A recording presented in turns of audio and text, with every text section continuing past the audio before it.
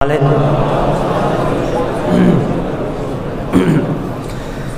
اللہ علیہ نبی المی والہ صلی اللہ علیہ وسلم صلاۃ و سلام علیک یا رسول اللہ صلی اللہ تعالی علیہ وآلہ وسلم۔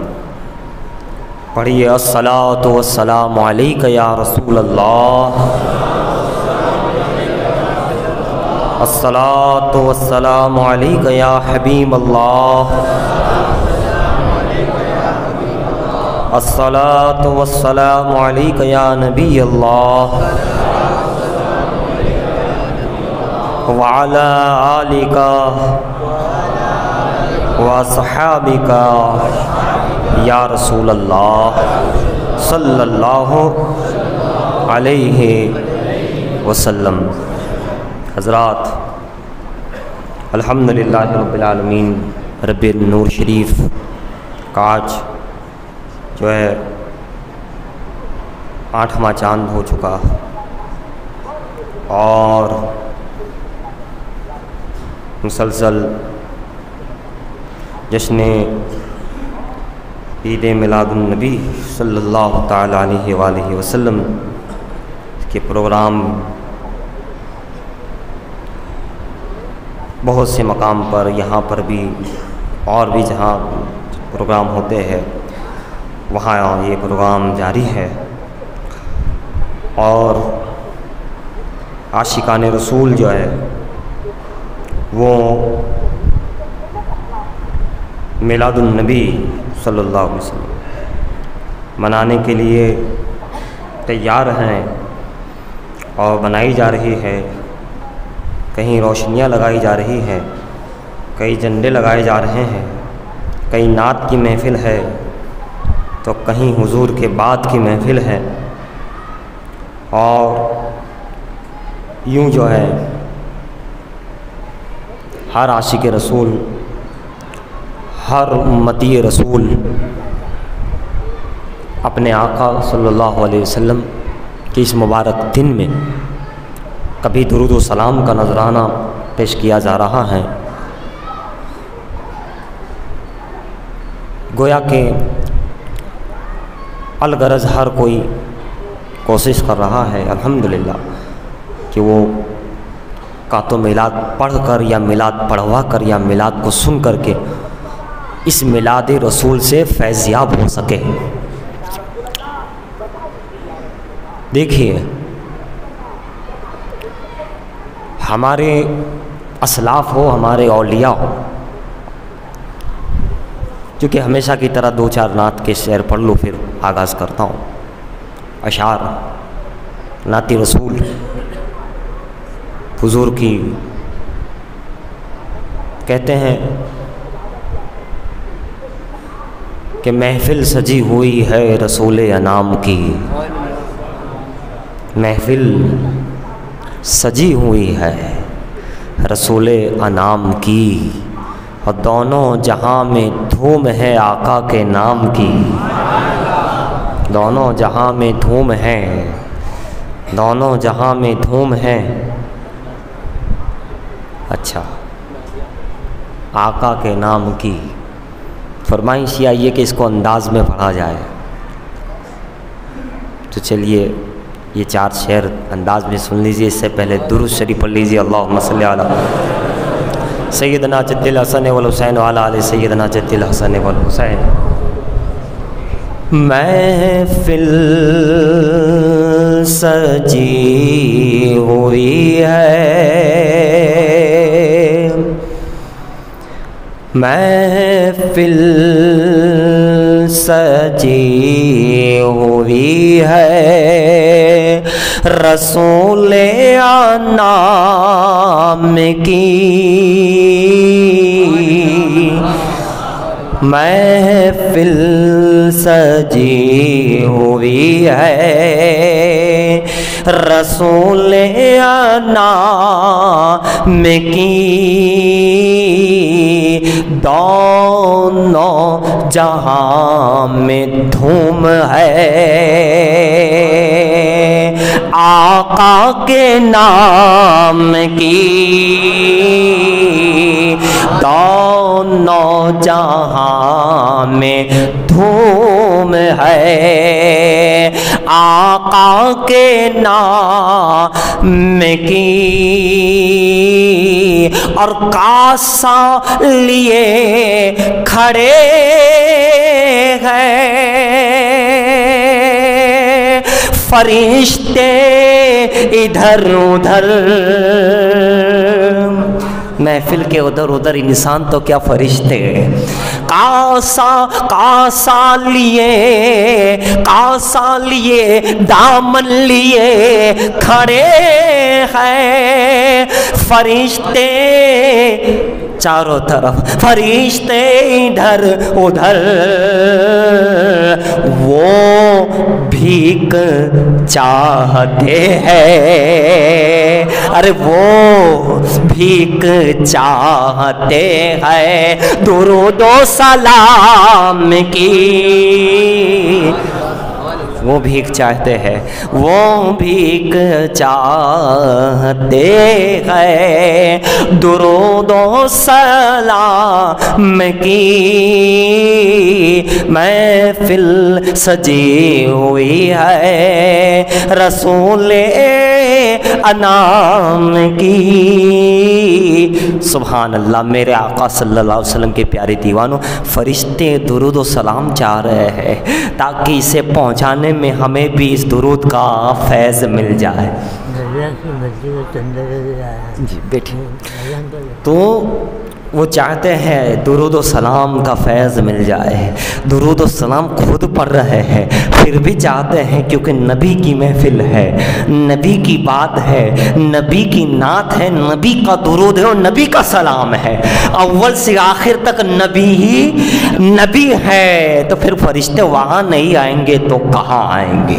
جبرائیل وہاں، میکائیل وہاں، رحمت کے فرشتے وہاں، سارے فضل کے فرشتے وہاں، مقربین وہاں، کیونکہ اس مقربین کے سردار بھی اپنی پیشانی کو قدم رسول پہ لگا رہے ہیں، لہٰذا فرشتے آ رہے ہیں اور وہ چاہتے ہیں کہ یہ درود و سلام، یہ محفل رسول کی برکتیں ہمیں بھی مل جائے، ہمیں بھی یہ چوکھٹ کی اس در کی بھیک مل جائے، تاکہ جب بارگاہ رسالت تک ہم پہنچے یہ درود لے کر بندوں کا، امتیوں کا، عاشقوں کا جب درود لے کے پہنچے کہ اس پہنچنے میں یہ صلاۃ و سلام کی برکتیں ہمیں بھی نصیب ہو جائے، یہ میلاد کی برکتیں ہمیں بھی نصیب ہو جائے۔ اس لیے عزیزان محترم، جب میلاد ہوتی ہے اور جب میلاد آتی ہیں، انوار کی رحمت کی گھٹا چھاتی ہے، فرشتوں کی بارات اترتی ہے، فرشتے تشریف لاتے ہیں، جہاں نعت ہوتی ہے وہاں رحمت کے فرشتے آتے ہیں، جہاں نبی کا میلاد ہوتا ہے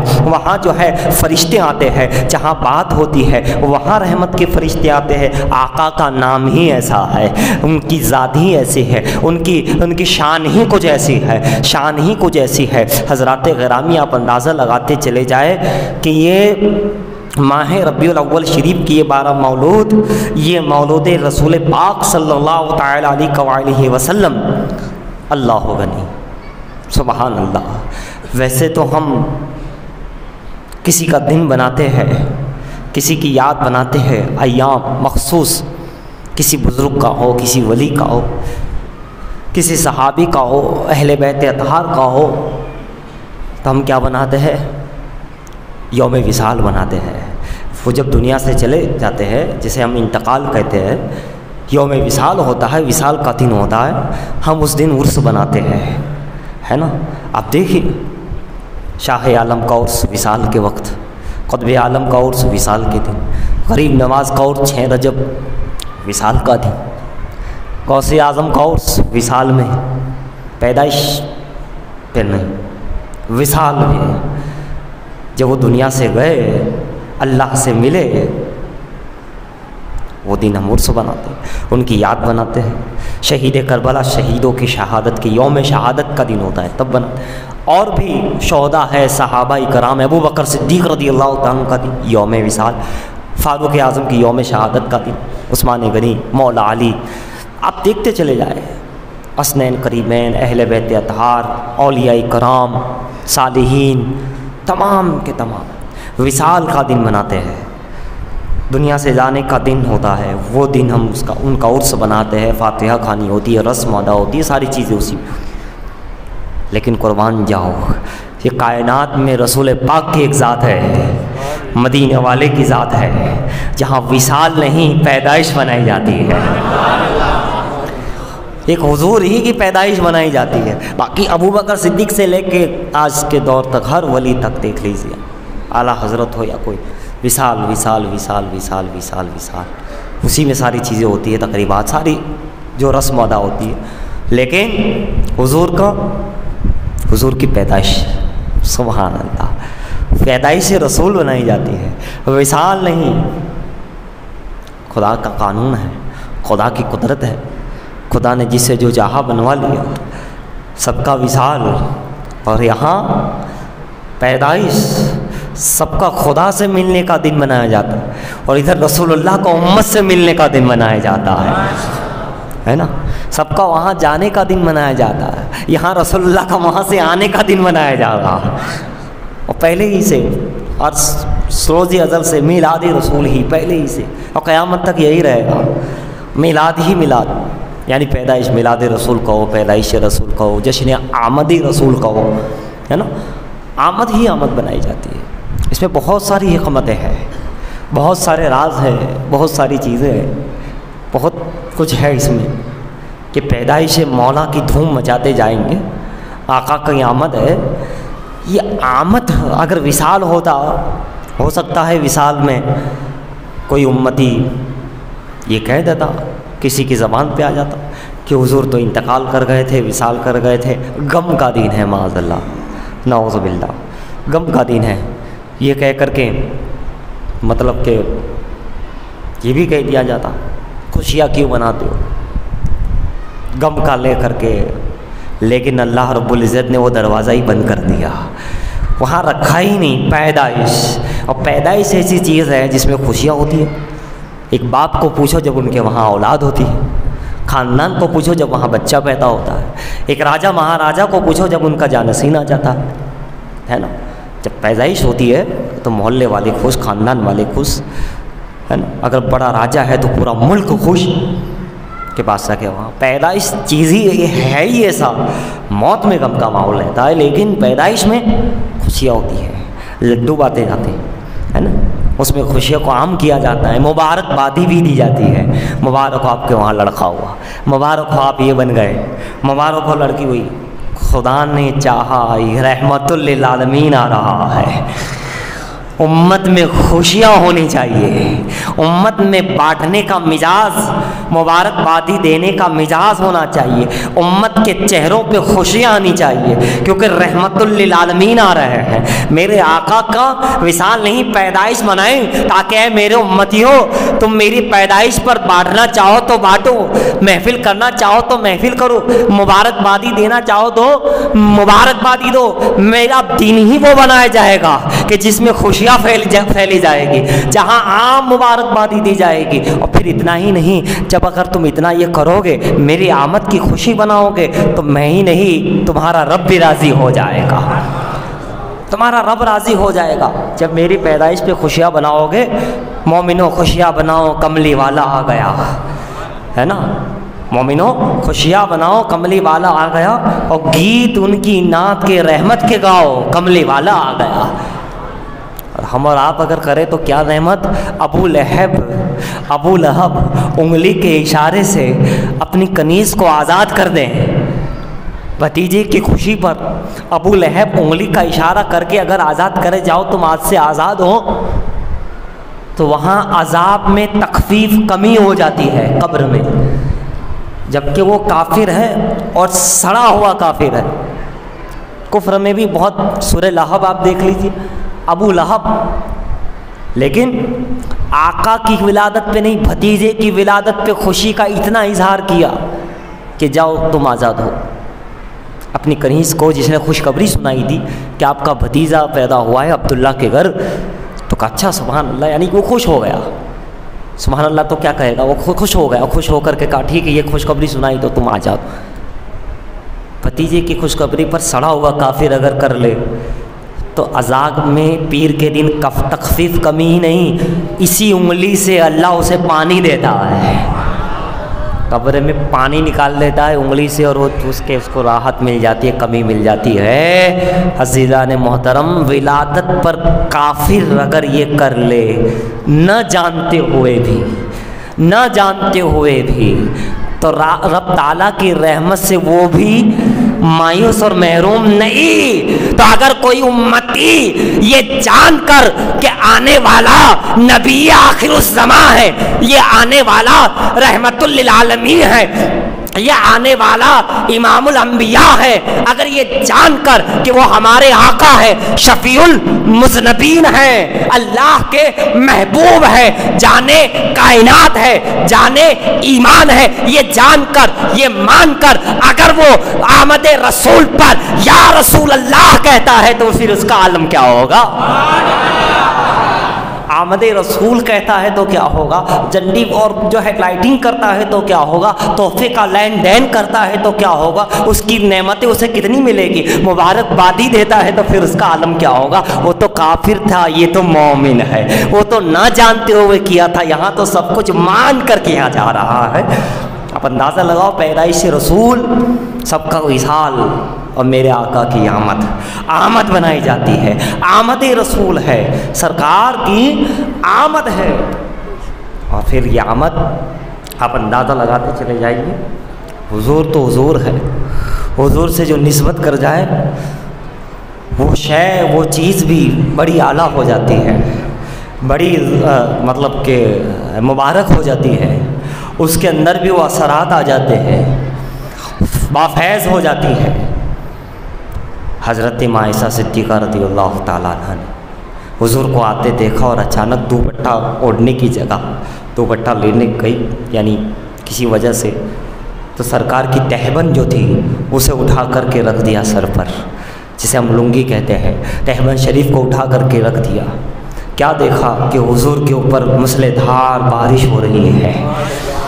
جب کاشانہ نبوت یعنی گھر پہ تشریف لائے حضور، تو ہاتھ لگا کر دیکھتی ہے کہ آپ تو گیلے نہیں ہوئے ہو، سوکھے ہو، پانی سے تر نہیں ہے، جبکہ باہر بارش برس رہی ہے، اور مسلح دھار بارش برس رہی ہے، اور آپ بھیگے بھی نہیں، آپ گیلے بھی نہیں ہوئے، پانی سے تر بھی نہیں ہوئے، نہ آپ کی داڑھی مبارک، نہ آپ کے کپڑے مبارک، تو یقیناً آپ کا معجزہ ہے، لیکن باہر کتنی بارش ہے۔ تو میرے آقا صلی اللہ علیہ وسلم نے فرمایا، دیکھا کہ عائشہ تم نے سر پر کیا رکھا ہوا ہے، وہ تو دیکھو کیا رکھا ہے تم نے۔ کہا دوپٹہ، کہا دوپٹہ نہیں ہے، دیکھو، یعنی اون نہیں رکھی ہے، چادر رکھی ہے جو میں پہ، کہا نہیں دیکھو۔ جب دیکھا تو سرکار کی تہبند، سبحان اللہ۔ کہا جب تم نے بارش دیکھی ہے، یہ غائبانہ بارش، غیبی بارش، اللہ کی رحمت کی، فضل کی، ہمیشہ ہر وقت مجھ پر برستی رہتی ہے، رحمت سے تعلق ہے، جانے رحمت ہے۔ تو آج تم نے چونکہ تہبند سر پہ رکھ دیا تھا، اس لیے تمہاری نگاہوں سے پردے اٹھ گئے، اور تم نے یہ ایک نظارہ دیکھ لیا کہ رحمت برس رہی ہے، ایک نظارہ دیکھ لیا، ایک پردہ اٹھ گیا، اور یہ تمہارے پاس جو ہے تم نے دیکھ لیا۔ اللہ اللہ اللہ، جس کی تہبند سر پر آ جائے تو نگاہوں سے پردے اٹھا دیے جاتے ہیں، غائبانہ چیزیں، غیبی چیزیں اسے نظر آنے لگتی ہے، تو خود آقا کریم کے علم غیب کا عالم کیا ہوگا؟ جب ان کے نسبت رکھنے والی اس کپڑے تہبند شریف کا یہ عالم ہے، بارش برس رہی ہے، ایک غیبی چیز۔ اور آگے چلیے، ایک مرتبہ حضرت جبریل علیہ السلام نے اللہ کی بارگاہ میں کہا کہ مولا، میں یہ چاہتا ہوں، میری خواہش ہے کہ ویسے میں ہزاروں مرتبہ حضور کی بارگاہ میں گیا ہوں، لیکن اچھی شکل میں، کوئی اور شکل میں، نورانی شکل، لیکن یہ چاہتا ہوں کہ ایک بار اپنی اصل شکل میں جاؤں، جو 600 پر ہے، اور میری جو ہائٹ ہے، اور جو اصل شکل میں جاؤں، میری یہ خواہش ہے۔ ویسے جبریل علیہ السلام 24,000 مرتبہ حضور کی بارگاہ میں آئے ہیں، بے لقاء یار ان کو چین آ جاتا اگر، بار بار آتے نہیں ہو جبریل سدرہ چھوڑ کر، وہ سدرہ چھوڑ کر جبریل حضور کے پاس آ رہے ہیں۔ ذرا جبریل سے سوال کرو، اے جبریل، یہ بار بار اس دنیا میں، اس بھرچک دنیا میں تیری میری کے اندر آتے ہو، وہی ٹھیک ہو تم، یہاں بار بار کیوں آتے ہو؟ اتنا اچھے سکون کا مقام اللہ نے دیا ہے، سدرا وہاں رہو۔ کہا صحیح ہے، سکون کا مقام ہے، رحمت کا مقام ہے، ساتوں آسمان کے اوپر ہے، مگر زمین پر جو ہے میں تمہارے لیے تھوڑی آتا ہوں، میں کسی اور کے لیے تھوڑی آتا ہوں، میں تو حضور کے لیے آتا ہوں۔ وہ سدرا چھوڑ کر بار بار حضور کے پاس، بار بار حضور کے پاس، کیوں؟ کہا یہاں قرار مل جاتا ہے، چین مل جاتا ہے۔ میں نے کہا نا فرشتے کھڑے ہیں کاشا لے کر، بھیک مل جائے، بھیک مل جائے۔ وہاں جبرائیل آ رہے ہیں کہ بس یہاں سرکار کا در، سرکار کا گھر، سرکار کے نالین، سرکار کے قدم، سرکار کے بس غلامی۔ جبرائیل جیسا اعلیٰ فرشتہ ساتواں آسمان کے اوپر سے بار بار 24,000 مرتبہ آ رہا ہے، جا رہا ہے۔ احمد رضا کہتے ہیں بے لقائے یار ان کو، یعنی حضور بے لقائے یار ان کو اگر چین آ جاتا، اگر چین آ جاتا تو بار بار آتے نہیں ہوں جبرائیل سدرا چھوڑ کر۔ اے ہم سے سوال کرنے والوں کہ بار بار مدینہ مدینہ کیوں کہتے ہو، بار بار اجمیر کیوں جاتے ہو، بار بار ولی کی چوکھٹ پہ کیوں جاتے ہو؟ یہی تو سوال کا جواب ہے کہ جبرائیل جو بار بار محبوب کے در پہ جاتا ہے، اسی طرح محبوب کا چاہنے والا بھی اپنے یار کے در پر بار بار جانا ہے۔ چین ہی وہاں ہے، قرار ہی وہاں ہے۔ اب مت کہنا کہ کیوں جاتے ہو اجمیر شریف، کیوں جاتے ہو قلیر شریف، کیوں جاتے ہو دہلی شریف، کیوں جاتے ہو قطب عالم و شاہ عالم۔ ارے پیارے وہی تو سارا معاملہ، وہی چین ہے، وہی قرار ہے، وہی عرفان ہے، وہی ایمان ہے، وہی ایقان ہے، وہی رحمت کی ملنے کی جگہ ہے، وہی سے مصطفیٰ تک چوکھٹ تک پہنچنے کا سہارا اور راستہ ہے۔ وہی تو ہے مومن کے لیے۔ جب جبرائیل آ رہا ہے تو پھر یہ امتی کیوں نہیں جائے گا؟ امتی بے قرار کیوں نہ ہوگا؟ امتی بے چین کیوں نہ ہوگا؟ امتی تو انتظار کرتا ہے کہ کب ربیع الاول کا مہینہ آ جائے اور چین آ جائے، کب یار کا مہینہ آ جائے، کب پیار کا مہینہ آ جائے، کب محبوب العالمین کا مہینہ آ جائے، کب حضور کا میلاد آ جائے تاکہ سکون مل جائے، تاکہ مشکل حل ہو جائے، ہے نا؟ مومن تو انتظار ہی میں رہتا ہے کہ کب آقا کی بات ہو، کب آقا کی فرمودات سننے ملے، کب آقا آقا کہنے ملے، کب نبی نبی کہنے ملے۔ ایک عاشق تو یہی چاہتا ہے، عاشق یہی سوچتا ہے کہ بس نبی کا ذکر سننے مل جائے، نبی کا نام سننے مل جائے، عرش پہ تازہ چھیڑ چھاڑ، فرش پہ فرفہ دھوم دھام، کان جدھر لگائیے تیری ہی داستان ہے۔ اور فرش والے تیری شوکت کا علو کیا جانے، یہ فرش والے تیری شوکت کا علو کیا جانے۔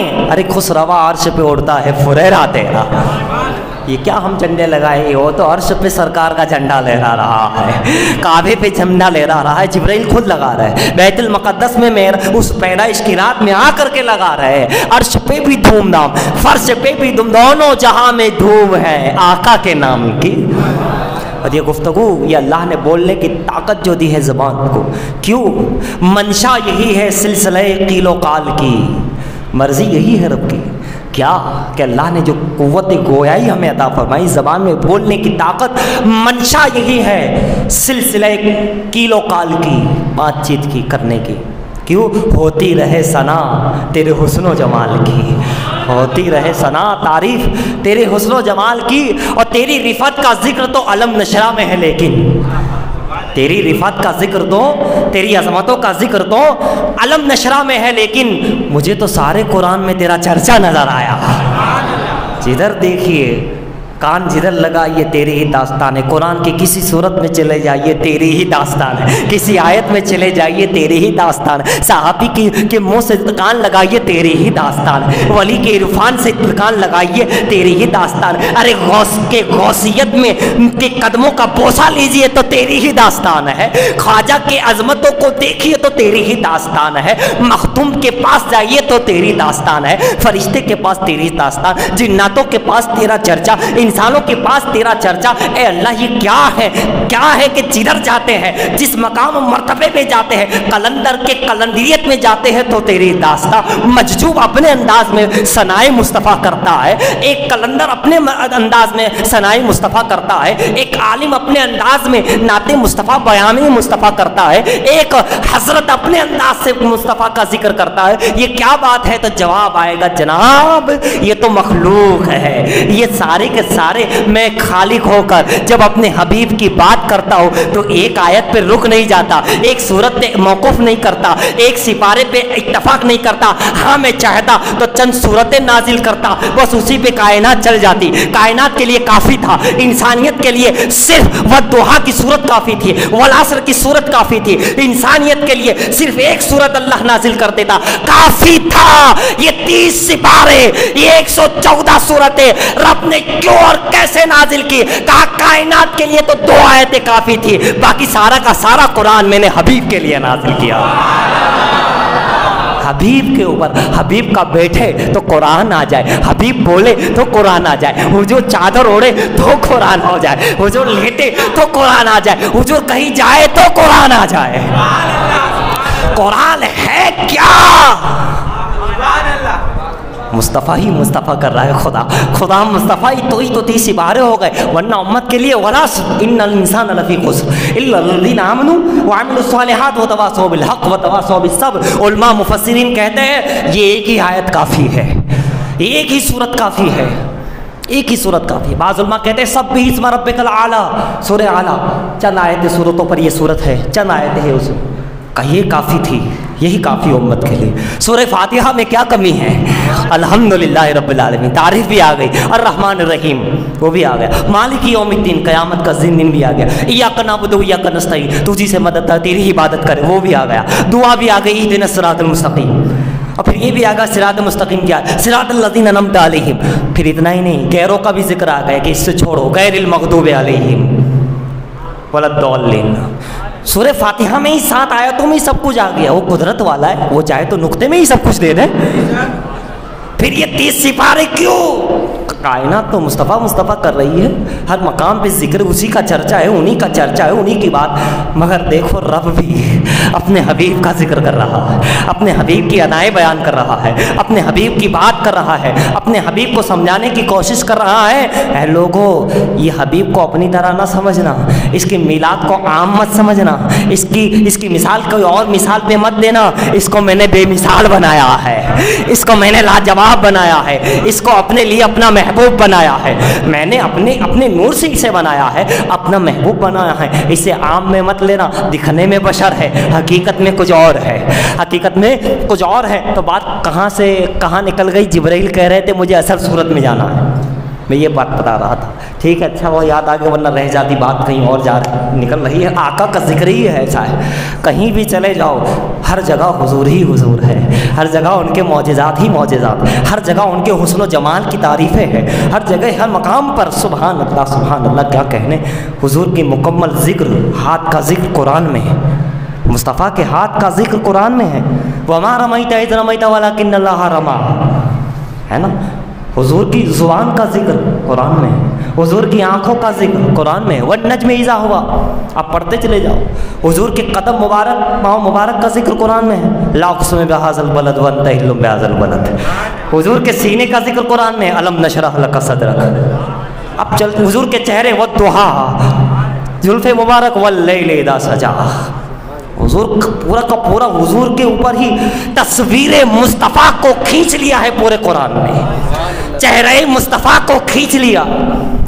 اگر اس میں قرآن میں تمہیں تصویر یار چاہیے، تصویر مصطفیٰ چاہیے، تو پھر تمہیں یا تو بولی شاہ قلندر کی آنکھ پیدا کرنی پڑے گی، یا پھر تمہیں شاہ عالم کی چوکھٹ کا صدقہ مانگ کر ان تیری نظر میں جب ان کی نظر کا فیض آئے گا تو تو قرآن اٹھائے گا، قرآن بھی نظر آئے گا، شکل مصطفیٰ بھی نظر آئے گی.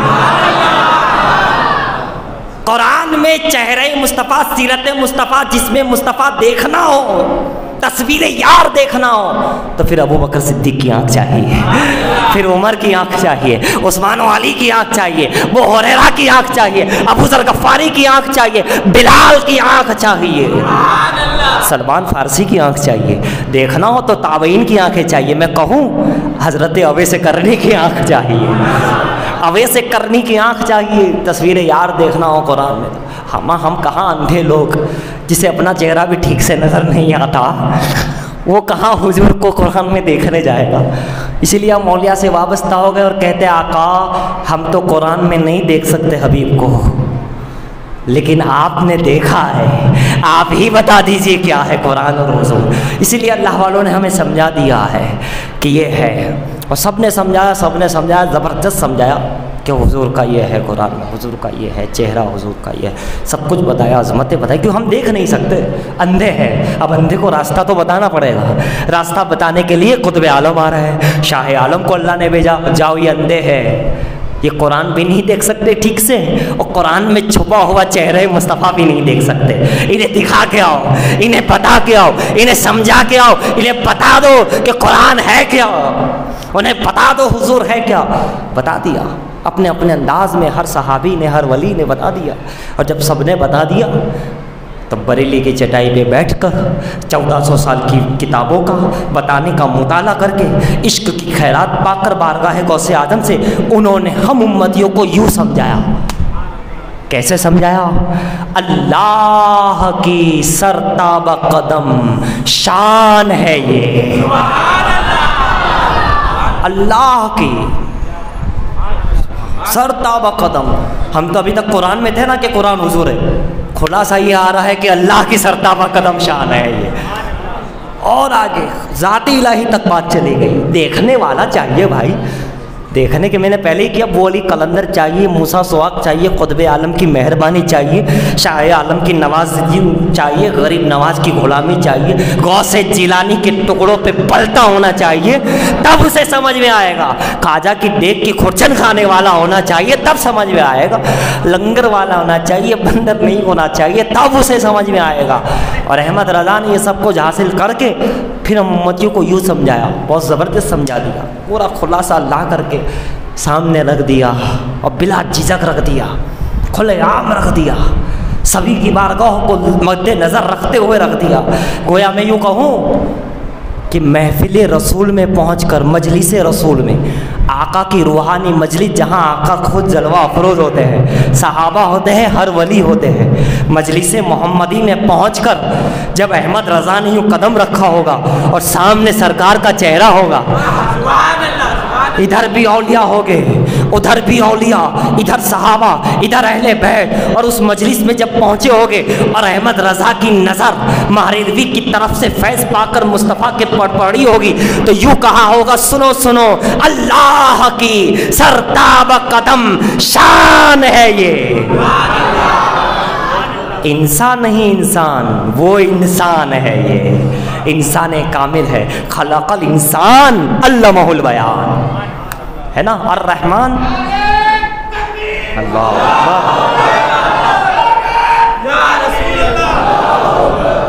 نا مرحبا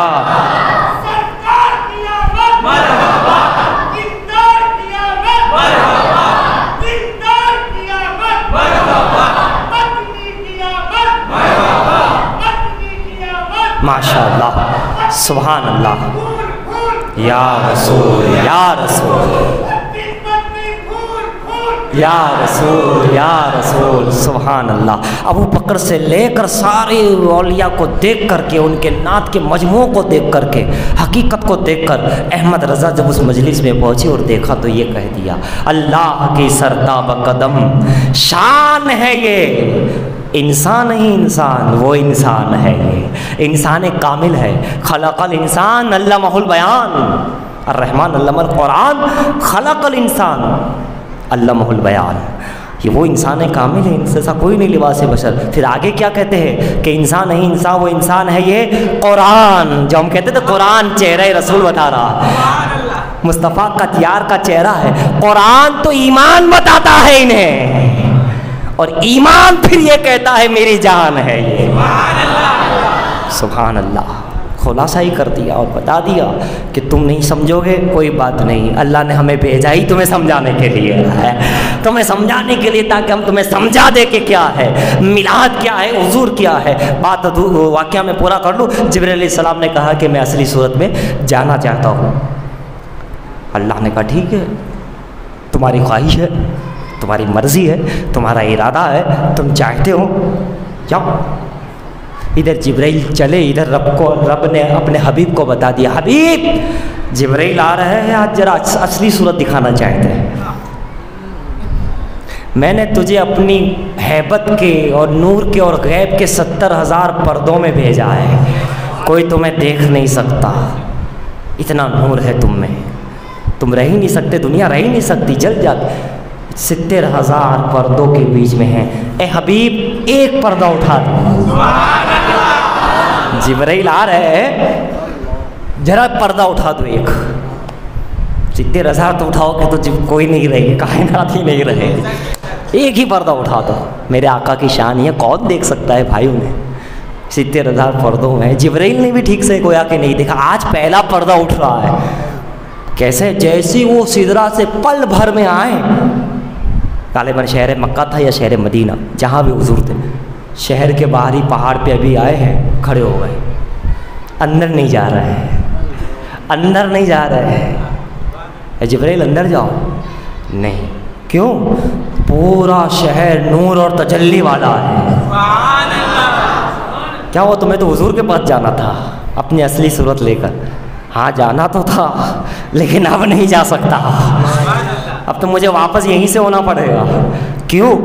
تجلی دیکھو یہاں، نور دیکھو یہاں، ایک پردہ حضور نے کیا اٹھایا، جبرائیل کی آنکھ نے دیکھا، عام بندوں کی آنکھ اندھے ہے نا، ہم تو کیا دیکھیں، جبرائیل تو فرشتوں کے سردار ہے، دیکھ لیا کہ اتنا نور، ہاں تو کیا ہوا، تم بھی نوری ہو، یہ بھی نور ہے، چلے جاؤ۔ جواب آیا نہیں، یہ بھی بھلے نور ہے، ہم بھی نوری فرشتے ہیں، لیکن ہم دونوں برابر نہیں ہیں۔ سبحان اللہ، سبحان اللہ۔ پھر بھی کیا ہوا، تم نوری ہو، تمہارے میں ہے پر ہے، 600 پر ہے اللہ نے بنایا۔ پھر جواب آتا ہے، کہا خلاصہ کرنا ہی پڑے گا، اور مجھ پہ کون فتویٰ لگائے گا، کہا جو تجلی، جبرائیل کہہ رہے ہیں گویا کہ مجھ پہ کون فتویٰ لگائے گا، خلاصہ کرنا ہی پڑے گا کہ جو تجلی میں سدرا کے اوپر جب کرتا ہوں لا مقام عرش پہ نظر آتی ہے، وہی تجلی آج شہر میں نظر آ رہی ہے۔ تو جیسے وہاں ایک پل بھر بال برابر میں آگے نہیں بڑھ سکتا، اگر بڑھوں گا تو جل جاؤں گا، بس سیم اسی طرح آج اس شہر میں بھی میں داخل اگر ہو گیا تو میری طاقت نہیں، میں جل جاؤں گا۔ اللہ، میرے آقا کی شان دیکھو، پردہ اٹھا دے تو جبرائیل دیکھ نہ سکے، اندر جا نہ سکے، کہاں میرے پر جل جائیں گے، جو تجلی جو نور وہاں تھا آج یہاں نظر آ رہا ہے۔ تب جبرائیل گویا کہ سمجھ گئے کہ پہلے تو سمجھتے ہی، وہ تو مانتے ہی تھے، وہاں نہ ماننے والی بات ہی نہیں، مگر آج بات اور ظاہر ہو گیا کہ حضور کی شان کیا ہے، حضور کی عظمتیں کیا ہے۔ ان کو دیکھنے کے لیے عام آنکھیں نہیں چاہیے، ان کو دیدار جسے ہو جائے اس کا بیڑا پار ہو جاتا ہے۔ تو اے خوش نصیب لوگوں جو میلاد مناتے ہو، حضور کی غلامی کرتے ہو، ہم اس آقا کا میلاد مناتے ہیں، اس رسول کی آمد مناتے ہیں، اس رسول سے محبت کرتے ہیں۔ اللہ رب العزت کی بارگاہ میں دعا ہے، اللہ